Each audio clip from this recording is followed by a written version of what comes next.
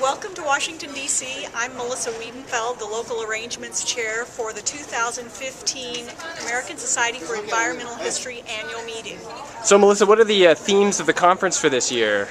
The theme of the conference is turning protest into policy. And of course we're interested, being in the seat of a major government, we're interested in how environmental protest translates into policy. And just as a quick shorthand, do you know how many panels or papers are going to be presented this year? There are approximately 100 panels, and of course panels have 3 or 4 presenters, or they're round tables, and there are approximately 620 registrants so far, but we expect there to be a few more. This is exciting, and there's field trips again this year, right? There are several field trips. They're great field trips this year. We have several free field trips, and those field trips will be utilizing the metro system so that you can walk in metro. So, for example, you can go to on the zoo field trip, or to the mall, to the Museum of the American Indian. There are field trips for the birders, of course. That's a famous trip. Absolutely. That everyone that's been on it really enjoys and comes back. The birders are going to Patuxent. We have a trip to the National Arboretum. We have a trip to Great Falls, which is where you can see George Washington's Canal.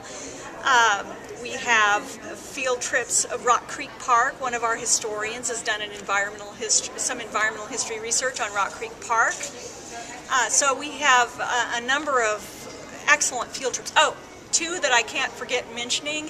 One is the U.S. Army Corps of Engineers manipulation of water in Washington, D.C. That one's going to be, I think, a really exciting trip for those that are interested in the envirotech or the engineering aspects of environmental history. And we have an environmental justice tour. That's the across the river in Anacostia, and that will include a boat trip, weather permitting.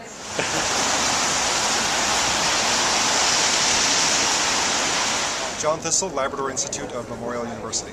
So John, what are you presenting at ASEH 2015? I'm presenting a paper on hydropower at a place the Innu in Labrador called Campbell.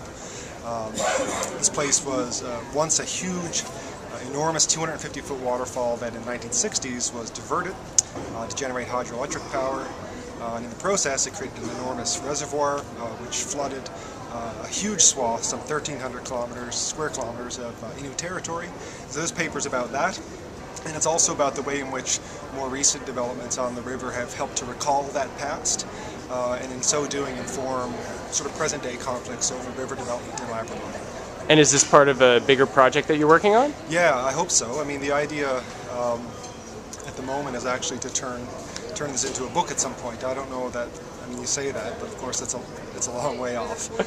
But that's my interest, and I'd like to continue to work on it. And it sounds like it picks up on a lot of common themes in environmental history right now: energy history, Sure. dislocations, relationships with Aboriginal people. Sure, absolutely. And I think, and also for me anyway, it kind of resonates with a lot of provincial history as well. And so the history of this place, the Churchill River, newcomers to Labrador would call it, has tended to be sort of narrated one way, which is about the the inequities of the power distribution deal between Quebec and Newfoundland, and that's an important story, and I appreciate all of that, but I think there's a whole series of other stories to be told as well, and so what interests me really is the Indigenous encounter with hydroelectric power in the 1960s and 1970s.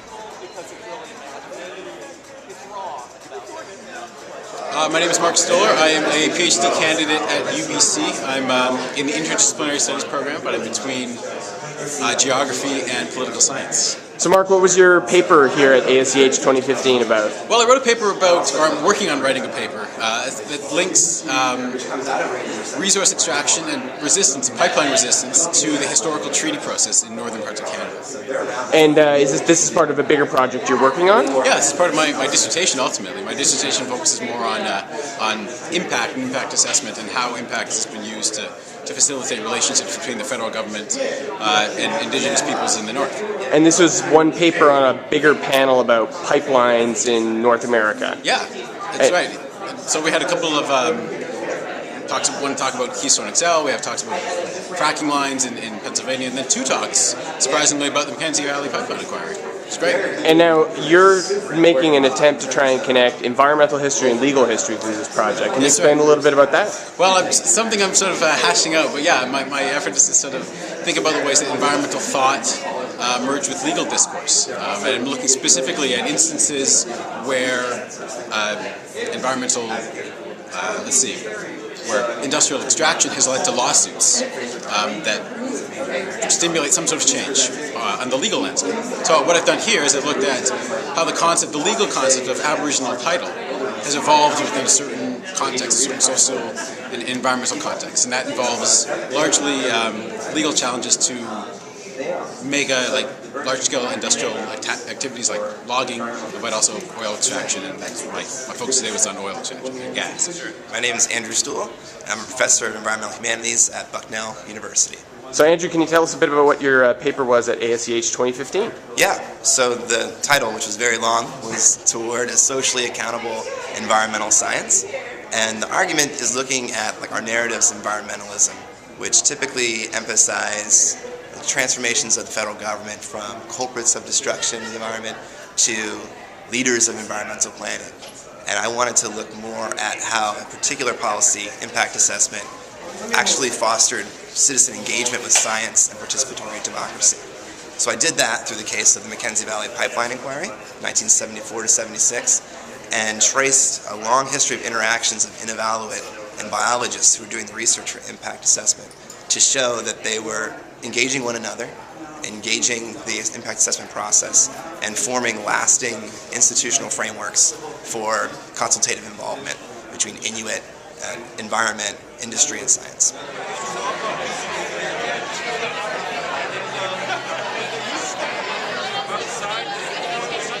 All right, I'm Josh MacFadyen at the University of Saskatchewan doing a postdoctoral fellowship. So Josh, what were you showing here at ASEH 2015?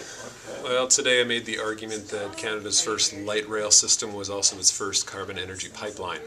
These are your buzzwords. Yes, that's right. If you put that on Twitter, you get more followers or something. I was arguing that early railroads and Canada's second big railroad expansion in the 1860s and 70s, especially late 60s, was actually about bringing energy to cities, and initially that was about bringing biomass or firewood energy to cities. And this is one of your big findings, that Canadians were burning firewood far longer into the 19th century than historians previously knew.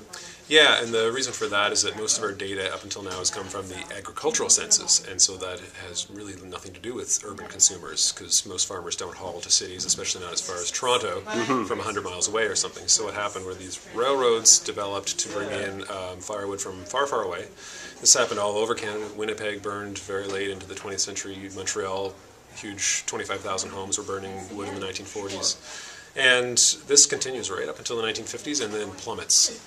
People convert almost instantly to fossil fuel in their homes. Owen Temby from the University of Texas Rio Grande Valley. And what were you presenting today at ASEH 2015? Presenting a paper on local growth coalitions and smoke policy in the 1930s.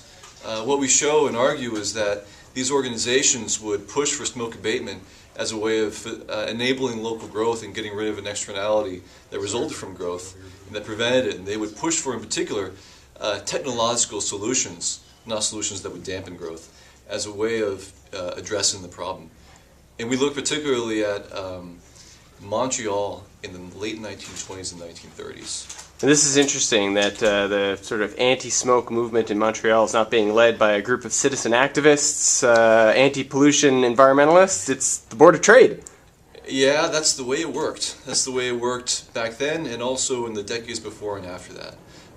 These organizations realized that clean air was necessary for the economic prosperity of the area. And so they would band together and using their economic clout or their political clout, get city council to do something about it, and not just by convincing them to do something about it, but by actually writing the laws and formulating the policies that would then be implemented. I'm Claire Campbell. I teach history at Bucknell University. So Claire, you were talking about teaching sustainability, and you brought up two really important points that I saw in your presentation. Could you just share those with us here? My 2 points were simply that, one, I think we need to spend more time on the colonial period and working to make a connection between not just colonial causes of contemporary environmental problems, but are there alternatives in past practices that have become forgotten and literally buried into the landscape. I think in the United States especially, there's such a mythology surrounding the Revolutionary era that it's a way of pulling in Americans, non-history majors, and saying how can we recast the 18th century, recast the Revolutionary period as an environmental project, something that puts in place literally the framework for the new nation state with some real problematic environmental tracks to follow. The other point that I had was Canada doesn't occur to them at all, and thinking about the environment and environmental history on a continental scale might be a good midpoint between global and local. It's more accessible than sort of distant, remote, global issues that might seem beyond their control, but it's also larger and more complex. It respects the complexity and the scale of ecological problems in a way that local action seems maybe a little too trivial, a little too immediate. And if we're talking about watersheds, if we're talking about pollution, if we're talking about migrations, thinking about us as a continental entity might be a way of opening up their sense of national perspective.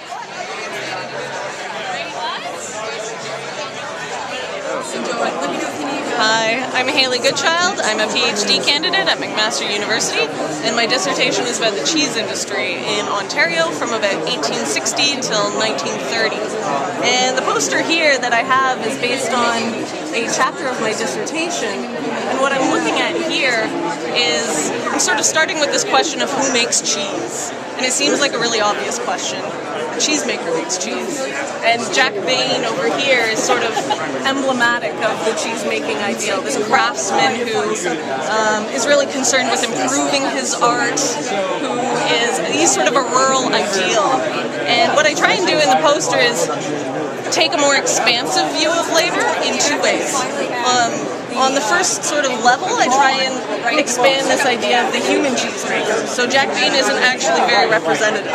He's sort of an exception to the rule. There are actually far more women, and there are far more assistant labor, more proletarian laborers in these factories than sort of nostalgia around Jack Bain would suggest. And then the other way I try and expand this idea of labor is to move labor out to the wider environment and situate it in what I call this microbial world. So we can only understand craft labor when you think about the type of work they do with enzymes, with bacteria, but also in conjunction with cows. And so very briefly, what happens is there's a policy in 1910 where the cheese industry essentially tries to maintain cheesemakers' highly skilled status at the expense of cows' bodies. Something needs to give, right? There's a cost squeeze in the cheese industry.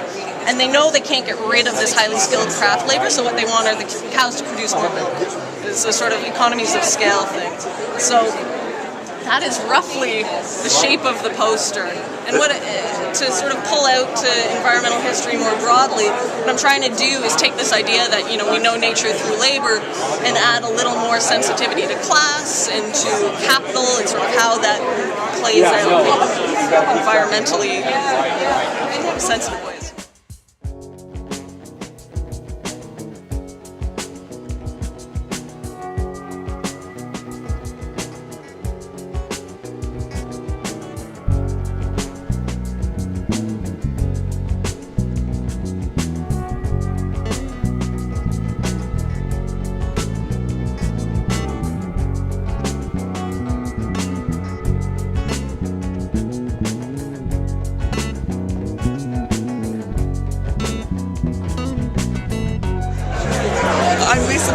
It's all over. I'm going to Disneyland.